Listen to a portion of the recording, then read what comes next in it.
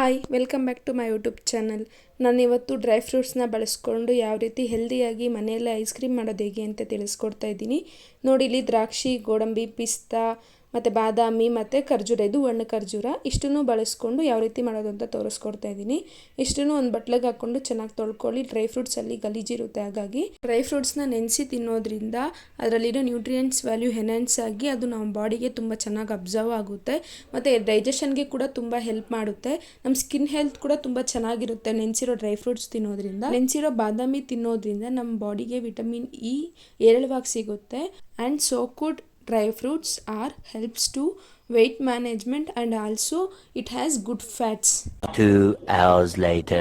2-3 ಅವರು ಹಾಲಲ್ಲೇ ಚೆನ್ನಾಗಿ dry fruits ಎಲ್ಲ ನೆನಿಬೇಕು. ನೋಡಿ ಯಾವ ಥರ ಕಾಣಿಸ್ತಿದೆ ಅಂತ. ನೀವು ಬೇಕಿದ್ರೆ ಒಣ ಖರ್ಜೂರ ಬದಲು ವೆಟ್ ಡೇಟ್ಸ್ ಬರುತ್ತಲ್ವ, ಅದನ್ನಾದರೂ ಸೇರಿಸ್ಕೊಳ್ಬೋದು. ಈಗ ಮಿಕ್ಸಿಗೆ ಹಾಕೋ ಟೈಮಲ್ಲಿ ಹಾಕ್ಕೊಂಡ್ರೆ ಸಾಕು ಅದನ್ನು. ಈಗ ನಾನು 2 ಏಲಕ್ಕಿ ಹಾಕ್ಕೊಂಡು ಅದನ್ನು ಚೆನ್ನಾಗಿ ಪೇಸ್ಟ್ ಮಾಡ್ಕೊಳ್ತಿದ್ದೀನಿ. ಈಗ ನಾನು ಮತ್ತೊಂದು ಕಡೆ ಅರ್ಧ ಲೀಟ್ರ್ ಆಗೋಷ್ಟು ಹಾಲನ್ನ ಒಂದು ಪಾತ್ರೆಗೆ ಸೇರಿಸ್ಕೊಂಡು ಚೆನ್ನಾಗಿ ಕುದಿಸ್ಕೊಳ್ತಾ ಇದ್ದೀನಿ. ಮಿಕ್ಸ್ ಮಾಡ್ತಾ ಕುದಿಸ್ಕೊಳ್ಳಿ. ನಾನು ಫುಲ್ ಫ್ಯಾಟ್ ಮಿಲ್ಕ್ ಹಾಕಿದ್ದೀನಿ, ಹಾಗಾಗಿ ಚೆನ್ನಾಗಿ ಮಿಕ್ಸ್ ಮಾಡಿಕೊಂಡು ಕುದಿಸ್ಕೊಳ್ಳಿ. ಉಪ್ಪು ಬರೋ ಟೈಮಲ್ಲಿ ನಾನು 4 ಸ್ಪೂನ್ ಆಗೋಷ್ಟು ಹಾಲಿನ ಪುಡಿನ ಸೇರಿಸ್ಕೊಳ್ತಾ ಇದ್ದೀನಿ. ಇದು ಆಪ್ಷನಲ್, ನೀವು ಬೇಕಿದ್ರೆ ಹಾಕ್ಕೊಳ್ಬೋದು. ನಮ್ಮ ಮನೇಲಿತ್ತು, ಹಾಗಾಗಿ ನಾನು ಸೇರಿಸ್ಕೊಂಡಿದ್ದೀನಿ. ಹಾಲಿನ ಪುಡಿ ಸೇರಿಸೋದ್ರಿಂದ ಐಸ್ ಕ್ರೀಮ್ ಟೇಸ್ಟ್ ತುಂಬ ಚೆನ್ನಾಗಿರುತ್ತೆ. ಹಾಗಾಗಿ ಹಾಲಿನ ಪುಡಿ ಸೇರಿಸ್ಕೊಂಡ್ಮೇಲೆ ಚೆನ್ನಾಗಿ ಮಿಕ್ಸ್ ಮಾಡ್ಕೊಳ್ಬೇಕು. ಅದರಲ್ಲಿ ಯಾವುದೇ ರೀತಿ ಗಂಟು ಉಳ್ಕೊಳ್ಬಾರ್ದು. ನೋಡಿ, ಚೆನ್ನಾಗಿ ಮಿಕ್ಸ್ ಮಾಡಿದ್ಮೇಲೆ ಒಂದು 2-3 ಸಲ ಕುದಿ ಬರಬೇಕು ಈ ರೀತಿ. ಅದಾದಮೇಲೆ ನಾನಿಲ್ಲಿ 4 ಸ್ಪೂನ್ ಆಗೋಷ್ಟು ಸಕ್ಕರೆ ಸೇರಿಸ್ಕೊಳ್ತಾ ಇದ್ದೀನಿ. ನಿಮಗೆ ಸಿಹಿ ಪ್ರಮಾಣ ಇನ್ನೂ ಜಾಸ್ತಿ ಬೇಕು ಅಂದರೆ ನೀವು ಇನ್ನೂ ಜಾಸ್ತಿ ಮಾಡ್ಕೊಳ್ಬೋದು. ಡ್ರೈ ಫ್ರೂಟ್ಸ್ ಐಸ್ ಕ್ರೀಮ್ ಮಾಡ್ತಿರೋದ್ರಿಂದ ಡ್ರೈ ಫ್ರೂಟ್ಸಲ್ಲಿ ಸ್ವಲ್ಪ ಸಿಹಿ ಅಂಶ ಇರುತ್ತೆ, ಹಾಗಾಗಿ ನಾನು ಸ್ವಲ್ಪ ಕಮ್ಮಿ ಬಳಸ್ಕೊಂಡಿದ್ದೀನಿ. ಮತ್ತು ನಾನು 2 ಸ್ಪೂನ್ ಆಮೇಲೆ ಸೇರಿಸ್ಕೊಳ್ತೀನಿ. ಇಲ್ಲಿ ಮಾಡಿಟ್ಟಿರೋ ಪೇಸ್ಟ್ನ ನಾನು ಈಗ ಸೇರಿಸ್ಕೊಳ್ತಿದ್ದೀನಿ. ನೋಡಿ ಎಷ್ಟು ಸ್ಮೂತಾಗಿ ಗ್ರೈಂಡ್ ಆಗಿದೆ ಅಂತ. ಈಗ ಹಾಲಿಗೆ ಸೇರಿಸ್ಕೊಂಡು ಚೆನ್ನಾಗಿ ಅದನ್ನು ಚೆನ್ನಾಗಿ ಕುದಿಸ್ಕೊಳ್ಬೇಕು.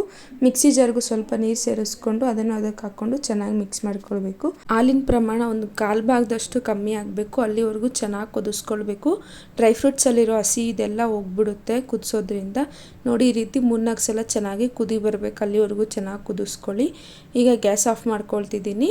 ನಿಮಗೆ ಟೈಮ್ ಇತ್ತು ಅಂದರೆ ಹಾಗೆ ಆರೋಗ್ಬಿಟ್ಟು, ಟೈಮ್ ಇಲ್ಲ ಅಂದರೆ ನೋಡಿ ಈ ರೀತಿ ಬಟ್ಲಲ್ಲಿ ನೀರು ಇಟ್ಕೊಂಡು ನಾವು ರೆಡಿ ಮಾಡಿಟ್ಟಿರೋ ಬ್ಯಾಟರ್ನ ಈ ರೀತಿ ಚೆನ್ನಾಗಿ ಮಿಕ್ಸ್ ಮಾಡ್ಕೊಳ್ತಿದ್ರೆ ಅದರಲ್ಲಿರೋ ಬಿಸಿ ಎಲ್ಲ ಹೋಗುತ್ತೆ.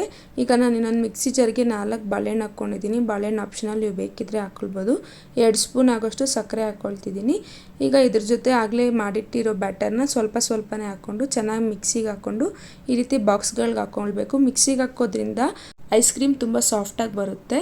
ಈ ರೀತಿ ರ್ಯಾಪರ್ ಹಾಕ್ಕೊಂಡು ಕ್ಯಾಪ್ ಹಾಕ್ಕೊಳ್ಬೇಕು, ಯಾಕಂದರೆ ಅದರಲ್ಲಿ ಯಾವುದೇ ಥರ ಕ್ರಿಸ್ಟಲ್ಸ್ ಫಾರ್ಮ್ ಆಗಬಾರ್ದು. ಹಾಗಾಗಿ ಈಗ ಇದನ್ನು ಫ್ರೀಝರಲ್ಲಿ ಇಡಬೇಕು. 8 ಅವರ್ಸ್ ಫ್ರೀಝರಲ್ಲಿ ಇಟ್ಟಿದ್ದಾಯ್ತಾ. ನೋಡಿ ಎಷ್ಟು ಚೆನ್ನಾಗಿ ಕಾಣಿಸ್ತಾ ಇದೆ ಐಸ್ ಕ್ರೀಮ್ ಅಂತ. ನೀವು ಟೈಮ್ ಇಲ್ಲ ಅಂತಂದರೆ 3 ಅವರ್ಸ್ ಸಹ ಇಟ್ಕೊಳ್ಬೋದು. ನೋಡಿ, ಸೂಪರಾಗಿ ಬಂದಿದೆ ಐಸ್ ಕ್ರೀಮ್. ಈಗ ಸಮ್ಮರ್ ಹಾಲಿಡೇಸ್ ಆಗಿರೋದ್ರಿಂದ ಮಕ್ಕಳು ಮನೆಯಲ್ಲೇ ಇರ್ತಾರೆ, ಏನಾದರೂ ಬೇಕು ಅಂತ ಕೇಳ್ತಿರ್ತಾರೆ, ಅಥವಾ ನಮಗೆ ಆಗಲಿ ತಿನ್ನಬೇಕು ಅನಿಸ್ದಾಗ ಮಾಡ್ಕೊಳ್ಳಿ. ತುಂಬ ಚೆನ್ನಾಗಿ ಬಂದಿತ್ತು ಐಸ್ ಕ್ರೀಮ್ ಮಾತ್ರ.